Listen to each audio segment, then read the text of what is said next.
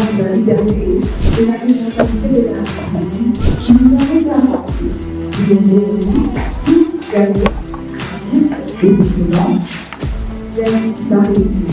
L'échange découle du capitalisme et pratiqué dans les pays démocratiques.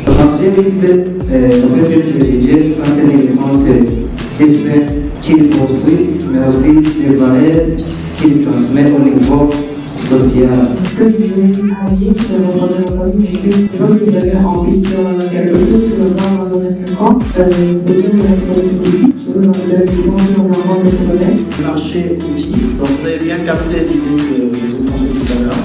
Effectivement, vous l'avez bien placé, donc ça c'est très important. Parce que parfois on peut comprendre les idées ou les arguments, mais comment les mettre, voilà, est-ce que c'est avant, après, au milieu?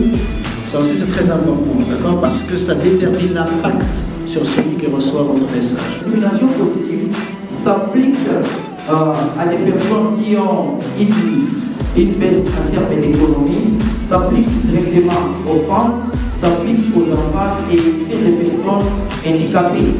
J'ai beaucoup aimé la conclusion, ne vise pas à la discrimination, ne vise pas l'intérêt personnel.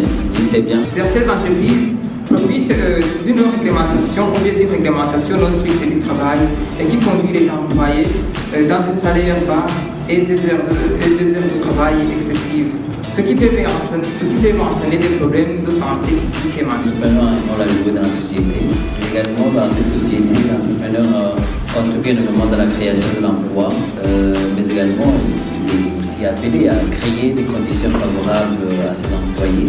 Sans oublier que aussi, c'est vraiment l'entrepreneur qui a la solution, qui a la vision, qui comprend très bien la manière de faire les choses dans son entreprise, ça va? Nous allons nous attaquer au point essentiel qui est moralité comme levier de management au sein de l'entreprise. En fait, on peut avoir l'agent le plus compétent du monde, mais si la conscience est oragée, ça peut ne pas avoir l'effet. Une entreprise est caractérisée par la moralité, va encourager, va rencontrer la confiance des partenaires, la confiance des investisseurs. C'est-à-dire que lorsque par exemple vous délivrez les produits à temps, quand vous êtes bien de confiance, donc les partenaires seront bien confiants et seront à l'aise avec vous. Mais toutes les entreprises cherchent le profit. Donc, l'idéal d'une bonne marche. Sur la présentation, vous avez fait une PowerPoint qui est une bonne chose.